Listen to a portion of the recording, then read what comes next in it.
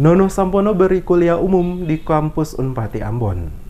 Letjen TNI Purnawirawan Dr. Nono Sampono yang juga adalah Wakil Ketua DPD RI memberikan kuliah umum kepada para mahasiswa Universitas Pattimura Ambon dengan tema mengokohkan kebinekaan Indonesia. Di hadapan ribuan mahasiswa Universitas Pattimura Ambon, Nono Sampono menghimbau dan mengajak generasi muda Indonesia untuk semakin menumbuhkan dan mencintai bangsa Indonesia sebagai tanah air yang harus dibela dari berbagai ancaman dari dalam maupun ancaman dari luar. Dirinya berharap generasi muda sebagai tonggak estafet bangsa Indonesia harus senantiasa menumbuhkan cinta tanah air dan semangat membela negara dalam menghadapi berbagai persoalan dan tantangan yang menghadang. Nono Sampono mengatakan di era globalisasi saat ini, dengan berbagai tantangan dan paham-paham yang bermunculan seperti liberalisme, radikalisme, fundamentalisme, dan sekularisme yang secara tegas bertentangan dengan Pancasila sebagai jati diri bangsa Indonesia. Oleh karena itu, upaya mempertebal rasa kebangsaan dan cinta tanah air perlu dilakukan secara masif kepada generasi muda Indonesia. Dikatakan Nono Sampono, sebagai upaya masif perlu secara terus-menerus digencarkan kepada seluruh generasi muda sejak dini untuk paham tentang kebangsaan dan cinta tanah air. Selaku Wakil Ketua DPD RI, dirinya mengakui ada kekosongan dalam pengawalan ideologi negara sehingga banyak masuk nilai-nilai yang bertentangan dengan ideologi bangsa dan negara Indonesia. Oleh karena itu, dirinya mengusulkan perlunya undang-undang atau TAP MPR yang nantinya dapat dimasukkan dalam kurikulum pada sekolah-sekolah.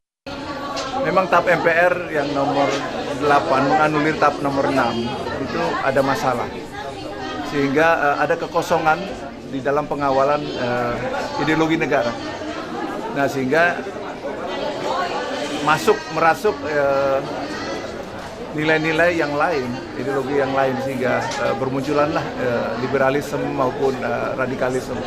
Nah, oleh karena itu saya mengusulkan agar tidak sekedar Kepres atau peraturan pemerintah yang berkaitan dengan pembentukan badan pembinaan ideologi Pancasila, tetapi harus dalam payung hukum minimal undang-undang atau TAP MPR lagi, sehingga nanti dia akan masuk dalam kurikulum. Sekarang ini kan pelajaran Pancasila, sejarah, ilmu bumi tidak ada lagi di sekolah secara formal. Nah, oleh karena itu ini penting.